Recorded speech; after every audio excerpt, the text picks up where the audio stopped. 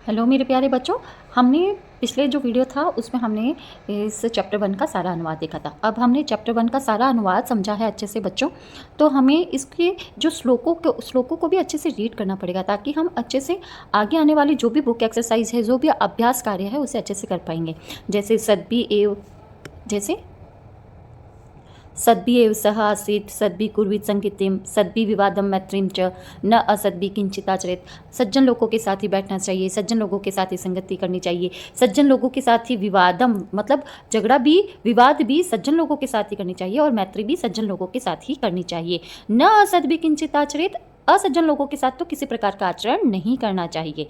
तो सद्भि विवादम मैत्रीम च मैच किससे हो रहा है? न सद्भि किंचिताचरेत। आहारे व्यवहारे च त्यक्त लज्जा सुखी भवेत। आहार व्यवहार में जिसने लज्जा का त्याग कर दिया है वो क्या है?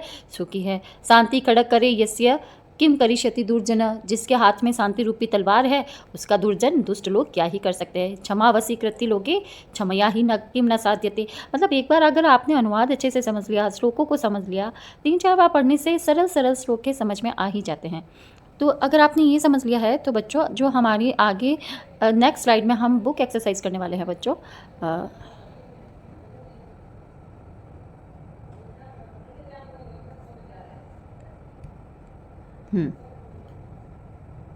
तो हमारी जो पहली बुक एक्सरसाइज है वो है मैच करने की, कि निम्नलिखित श्लोकों को मैच करो। मैच करना है तो पहला है धन धान्य प्रयोग्यसु। धन धान्य प्रयोग्यसु किससे मैच होएगा? धन धान्य प्रयोग्यसु विद्याया संग्रहेषु च। धन धान्य प्रयोगेषु विद्याया संग्रहेषु, धन धान्य के प्रयोग में और ज्ञान के संग्रह में। विस्मयो न ही कर्तव्य, आश्चर्य है क्या नहीं करती बहुरत्ना वसुंधरा। विस्मयो किम न ही कर्तव्य बहुरत्ना वसुंधरा। यहाँ पर श्लोकों के अंशों को आपको मिलाना है। सत्येन धार्यते पृथ्वी सत्येन तपते रवि। सत्य से ही पृथ्वी धारण होती है और सत्य से ही सूरज चमकता है। सद्भि विवादम मैत्रीम च, सज्जन लोगों के साथ ही विवाद और मैत्री होनी चाहिए। न असद्भि किंचित आचरित, और असज्जन लोगों के साथ कुछ भी नहीं होना चाहिए, किसी प्रकार का आचरण नहीं करना चाहिए। अब आप देखो सद्भि न असद्भि मैच हो रहा है। सद्भि न असद्भि। सत्येन सत्येन।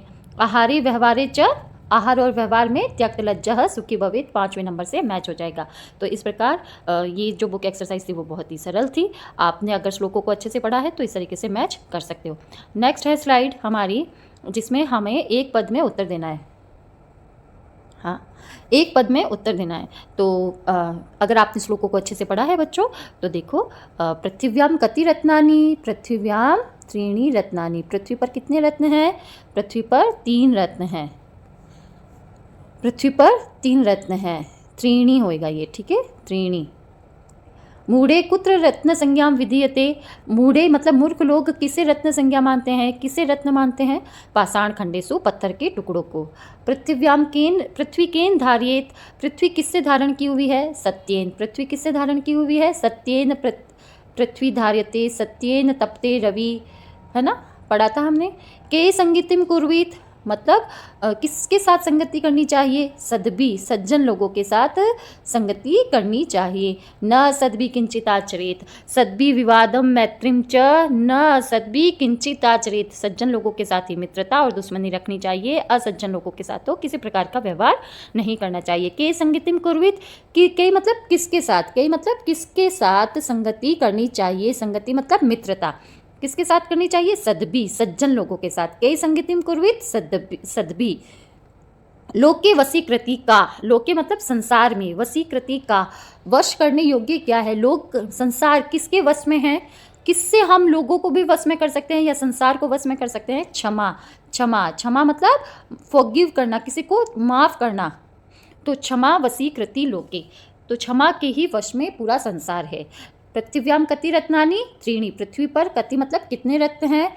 3 रत्न हैं। पृथ्वी पर 3 रत्न हैं। मूढ़े कुत्र रत्न संज्ञा विधीयते। मूर्ख लोग कुत्र मतलब किसको रत्न संज्ञा मानते हैं? पाषाण खंडेसु, पत्थर के टुकड़ों को। पाषाण खंडेसु, पत्थर के टुकड़ों को। पृथ्वी केन धार्येत। पृथ्वी किससे धारण की हुई है? सत्येन। सत्येन धार्यते पृथ्वी, सत्येन तपते रवि, है ना। के संगीतिम कुर्वीत, किसके साथ संगति मित्रता करनी चाहिए? सद्भि, सज्जन लोगों के साथ। लोके वशीकृता का, ये संसार किसके वश में है? क्षमा। मतलब आप 2-3 बार इस वीडियो को अच्छे से देखते हो तो आपको प्रश्नों के उत्तर याद हो जाएंगे बच्चों। नेक्स्ट स्लाइड में हम देखेंगे प्रश्न निर्माण करो। तो प्रश्न निर्माण करने की जो प्रक्रिया है बच्चों, उसमें आपको कुछ शब्द रूप धातु रूप समझ में आना चाहिए। अब शब्द रूप धातु रूप के लिए मैं अलग से वीडियो डालूंगी, लेकिन यहाँ पर आप ये समझना होगा कि जैसे जिसमें प्रश्न निर्माण की प्रक्रिया के अंदर हम जो विभक्ति में प्रश्न पूछा गया है और जिस लिंग में पूछा गया है, हमें प्रश्न भी उसी लिंग उसी विभक्ति में करना है। जैसे सत्येन वाति वायु, केन वाति वायु, तो सत्येन केन। सदबी, अब अगर सत्येन के अंदर तृतीया विभक्ति एक वचन है तो हमें केन भी का कह कौ के मतलब जो किम का जो रूप है वो स्त्रीलिंग पुल्लिंग और नपुंसकलिंग में अलग अलग चलता है। तो सदबी पुल्लिंग का शब्द है तो कई, तृतीया विभक्ति का शब्द है यहाँ पर कई। सदबी सह एव आसीत, केस एव सह आसीत, वसुंधरा बहुरत्ना भवती, बहुरत्ना का भवती, यहाँ पर बहुरत्ना का भवती कौन होती है, बहुरत्ना वाली, अनेक रत्नों वाली कौन होती है। विद्याया संग्रहेषु च त्यक्त लज्जः सुखी भवेत्। अब यहाँ पर आपको सेंटेंस दिया गया है, आपको प्रश्न निर्माण करना है। विद्या का संग्रह करने में, ज्ञान का संग्रह करने में जो त्यक्त लज्जा है, जिसने लज्जा का त्याग कर दिया है, वो ही सुखी है। कस्य संग्रहेषु त्यक्त लज्जः सुखी, किसके संग्रह में। अब विद्याया में षष्ठी विभक्ति एक वचन है और यहाँ पर हमने किम का रूप जो चलाया है, यहाँ पर भी हमने षष्ठी विभक्ति एक वचन कस्य, किसकी संग्रह में जो त्यक्त लज्जा है, जिसने लज्जा का त्याग कर दिया है, वो सुखी है। विद्यायाः संग्रहेषु सद्भि मैत्रीम कुर्वीत, सज्जन लोगों के साथ ही मैत्री करनी चाहिए। अब सद्भि किम कुर्वीत, सज्जन लोगों के साथ क्या क्या करना चाहिए। सद्भि मैत्रीम विवादं च। अंडरस्टूड बच्चों। तो आगे चलते हैं, ये है प्रश्न निर्माण करना। यहाँ पर आपको सेंटेंस दिया होगा और आपको पूरा सेंटेंस कॉपी करना है। जैसे केन सत्येन वाति वायु, वाति वायु सेम है, आपको सत्येन की जगह प्रश्न निर्माण जैसे WH वर्ड होता है ना इंग्लिश के अंदर, तो यहाँ पर किम केन कह किसी भी रूप में जो सेम विभक्ति आएगी, सत्येन केन, सद्भि कई, विद्यायाः कस्य, है ना, वसुंधरा का बहुरत्ना भवती, यहाँ पर का आएगा। नेक्स्ट स्लाइड की ओर चलते हैं। अब नेक्स्ट स्लाइड की ओर हमारी जो प्रश्न पहले में हमने मैचअप्स किया था,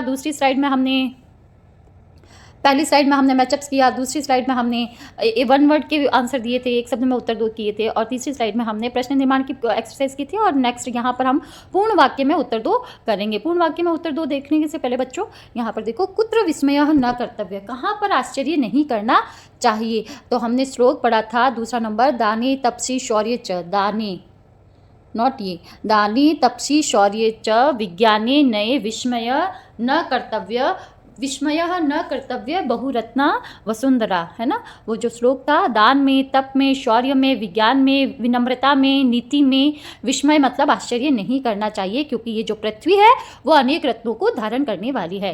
कुत्र विस्मय न कर्तव्य, कहाँ पर आश्चर्य नहीं करना चाहिए। दान में, तप में, शौर्य में, विज्ञान में, नीति में और विनम्रता में विस्मय नहीं करना चाहिए, क्योंकि ये पृथ्वी अनेक रत्नों को धारण करने वाली है। मतलब यहाँ बहुत बड़े बड़े दानी हुए हैं, बहुत बड़े बड़े तपस्या करने वाले तपस्वी हुई है, पराक्रमी लोग हुए हैं, वैज्ञानिक हुए हैं। तो इस प्रकार इन अनेक रत्नों को धारण करने वाली ये पृथ्वी है, तो इसमें हमें विस्मय नहीं करना चाहिए। आश्चर्य की बात नहीं है, ये पृथ्वी इस तरीके के कई रत्नों को धारण किए हुए हैं। कुत्र विस्मयः न कर्तव्य, कहाँ पर विस्मय न करना चाहिए। तो आप थोड़ा सा इसे याद कर सकते हो, दाने तपसी शौर्ये च विज्ञाने विनयने विस्मयो न कर्तव्य बहुरत्ना वसुंधरा। तो नेक्स्ट स्लाइड की ओर चलते हैं। पृथिव्याम त्रीणि रत्नानि कानि, पृथ्वी पर 3 रत्न कौन से हैं, आप बताइए बच्चों, कौन कौन से हैं। अगर आपने श्लोक अच्छे से पढ़ा है तो पृथिव्याम त्रीणि रत्नानि जलम अन्नम सुभाषितम च त्रीणि रत्नानि सन्ति, शांति नहीं होगा यहाँ, सन्ति सॉरी। पृथ्वी पर कितने रत्न हैं, पृथिव्याम त्रीणि रत्नानि कानि, पृथ्वी पर कौन कौन से 3 रत्न हैं। पृथिव्याम जलम अन्नम सुभाषितम च त्रीणि रत्नानि सन्ति। त्यक्त लज्जः कुत्र सुखी भवेत्, जिसने लज्जा का त्याग कर दिया है वो कहाँ सुखी रहता है। धन धान्य के प्रयोग में, विद्याया संग्रहेषु मतलब ज्ञान के कलेक्शन में, आहार व्यवहार में त्यक्त लज्जः सुखी भवेत्, जिसने लज्जा का त्याग कर दिया है, जिसने संकोच का त्याग कर दिया है, जिसने शर्म का त्याग कर दिया है, वो सुखी होता है। त्यक्त लज्जा कुत्र सुखी भवेत्, जिसने लज्जा का त्याग कर दिया वो कहाँ सुखी रहता है, तो वो धन धान्य के प्रयोग में भी सुखी रहता है। हम देखते हैं ना, जो बहुत से जॉली नेचर वाले होते हैं, बहुत ही खुश मिजाज लोग होते हैं, मुखर व्यक्तित्व वाले होते हैं, वो हर जगह खुश रहते हैं और वो किसी चीज़ में संकोच नहीं करते हैं, चाहे वो कहीं खाने का प्रयोजन है, चाहे वो किसी प्रकार की गोष्ठी है अगर किसी प्रकार की, और कहीं पर भी अपना आहार व्यवहार दिखाना हो तो वो हमेशा ही अपने आप को खुलकर प्रेजेंट करते हैं। तो वो कहाँ सुखी रहते हैं, तो इसी तरीके से हमें एक्सट्रोवर्ट होना चाहिए। धन धान्य के प्रयोग में, विद्या के संग्रह में, आहारे व्यवहारे च त्यक्त लज्जः सुखी भवेत्।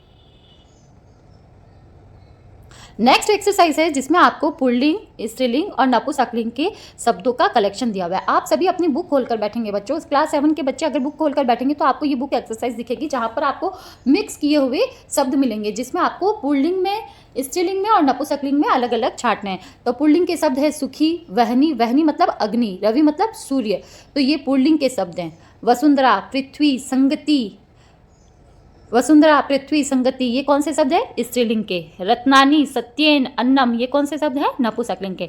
तो इस प्रकार से बच्चों इस चैप्टर को हमने, यहाँ पर एक प्रश्न और है, हाँ, यहाँ पर आपको कुछ शब्द दे दिए हैं, इन शब्दों में आपको धातु ढालनी है। अब धातु का मतलब क्या होता है, क्रिया। क्रिया का जो मूल रूप होता है वो धातु कहलाता है। जैसे धातु का मतलब हो गया, जैसे एक सोना धातु हुआ और उस सोने धातु से हमने अलग अलग तरीके के ऑर्नामेंट बनाए, उसी तरीके से जैसे गा धातु हुई, गा धातु से हमने गाना गाया, गाया जाता है, गीत, कई प्रकार के शब्दों का अलग अलग रूप से निर्माण कर लिया। तो मूल रूप से गाया, गाया जाता है, गीत, गाना, इन सब में मूल धातु क्या है, गा धातु है। इसी प्रकार से क्रिया का जो मूल रूप होता है वो धातु कहलाती है। अब यहाँ पर करोति क्रिया शब्द है, इसमें मूल रूप से धातु कौन सी है, क्री। पश्य जो धातु है, इस पश्य धातु में मूल रूप, पश्य जो क्रिया है इसमें मूल रूप से धातु क्या है, दृश्य। अब जो दृश्य धातु का जो रूप है वो पश्य के जैसे चलता है। दृश्य का मतलब होता है देखना, करोति का मतलब करता है, क्री धातु करने अर्थ में, दृश्य धातु देखने अर्थ में, पश्यति, पश्यतः, पश्यन्ति, इस तरीके से रूप चलता है इसका। और भवेत में भू धातु है, भू धातु, भू धातु से भू का मतलब होता है होना, होना। भवति, भवतः, भवन्ति, भवसि, भवतः, भवत, भवामि, भवाम, भवामः, भवेत, भवेयु। तो इस प्रकार से भवेत शब्द में भू धातु है, भू धातु का मतलब होता है होना, घटित होना, होता है ना। जैसे तिष्ठति में धातु है स्था, तिष्ठति का मतलब होता है स्थित होना, तिष्ठति मतलब स्थित होना, स्थित रहना, स्थित है, तिष्ठति मतलब खड़ा होना भी होता है। तो स्थिति में जो धातु है वो है स्था, स्था धातु मूल है। तो इस प्रकार से इन स्लाइडों के माध्यम से बच्चों हमने, नेक्स्ट स्लाइड नहीं है मेरे ख्याल से, ये लास्ट ही है, इन स्लाइडों के माध्यम से हमने इस चैप्टर को बहुत अच्छे से समझा है। हो सकता है आपके लिए ये बहुत ही